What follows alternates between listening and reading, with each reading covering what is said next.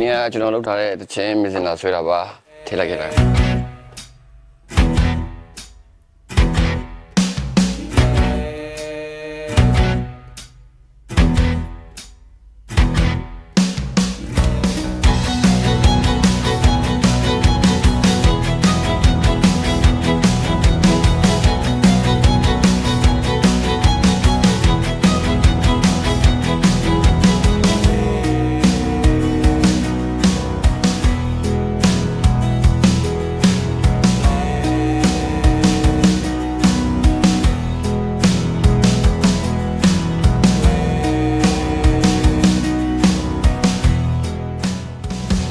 တူပေါ်မျိုးမနေတဲ့ချဲတယ် ဘာလို့တကြံချင်းလေးတွေကိုခုမှလုပ်ဖြစ်တာလဲ တကြံချင်းကလုတ်ချင်တာတော့ကြာပြီဒါပေမဲ့သိရမှာတကြံချင်းတစ်ပုတ်ကလေဟိုအများကြီးလုတ်ခဲ့တာပဲလေကြံဖို့ဘာဖို့ကြတော့ခက်တယ်လေကြံချင်းကသိရတိုင်းပဲအဲအကြောင်းမို့အဲ့အကြောင်းလေးကိုတည်ပြီးတော့လုတ်ကြည့်ချင်တဲ့စိတ်ဖြစ်လို့ဒီဘုတ်လုတ်တာပေါ့နော်အဓိကတော့အရင်ကျွန်တော်တကြံရောက်ပြီဆိုရင်ဟိုဆရာမျိုးမငင်းရဲ့တချင်းလေးပါကြားရင်အဲ့တကြံမှုကတန်းဖြစ်တာလေအဲ့အကြောင်းရေးထားတဲ့တခြင်းလို့ကြံချင်းကဒီနေ့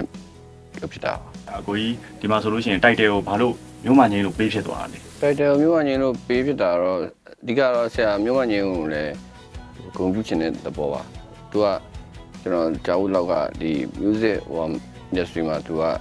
များကြီးသူလုပ်ခဲ့တာတွေအများကြီးရှိရပေါ့နော်အဲဒါကြောင့်သူ့ကိုဂုဏ်ပြုချင်တာလည်းပါပါဟုတ်ဒီတစ်ချင်းကြတော့အကိုရဲ့ type နဲ့မတူဘဲနဲ့တော်တော်မျိုးနေတယ်ပေါ့နော်ဒါအကိုဘယ်လို creation မျိုးစဉ်းစားပြီးတော့လုပ်လိုက်တာတကြံချင်းမလို့မျိုးအောင်လုပ်တာတကြံချင်းမလို့မျိုးအောင်လုပ်တာအဲ့ဆိုတမင်လုပ်တာတော့မဟုတ်ဘူးနော်ဒါပေမဲ့တကြံချင်းဆိုရင်တော့လုပ်မယ်ဆိုတော့အဲ့လိုမျိုးပဲလုပ်မိမှာပဲထင်တာပဲနေအဆွေးချင်းနေကြတယ်မလိုက်ပါဘူးတကြံမှာအဲ့လိုလွမ်းရတဲ့အကြောင်းတွေကိုလုပ်ဖို့မရှိဘူးဘယ်လိုပြောမလဲတကြံချင်းကကြတော့အလုံးပျော်နေတဲ့အချိန်ဆိုတော့လေအဲ့လိုလွမ်းဆွေးနေတိတ်မလိုက်ပါဘူးဒီတချင်းလေးကိုဘယ်တော့လောက် produce လုပ်ဖြစ်မလဲခံမှန်းကြည့်ပေါ့မတ်လအတွင်းမှာပဲပြင်ဖြစ်မှာပါဟုတ် Facebook YouTube TikTok ပဲပေါ့ဟုတ်အဲ့အနေနဲ့ကျွန်တော်ပြင်ပါမယ်ကျွန်တော်ချင်းလေးနဲ့ကျွန်တော်ရဲ့ဖြတ်သန်းမှုကြောင့် blog လေးတွေကိုကြည့်ရှင်းနေဆိုရင်ကျွန်တော်ရဲ့ official account လေးဖြစ်တဲ့ YouTube TikTok Facebook ဒီမှာလာပြီးလို့ရပါတယ်ဒီ video လေးအောက်မှာလည်းကျွန်တော်လေးနေချပေးထားပါမယ်တူပေါ်မျိုးမနေတဲ့ချဲတယ်ဆုံးမချတိုင်းလေတဲ့ကူလာရောက်ပေါ်ဟေးတူပေါ်မျိုးမနေတဲ့ချဲ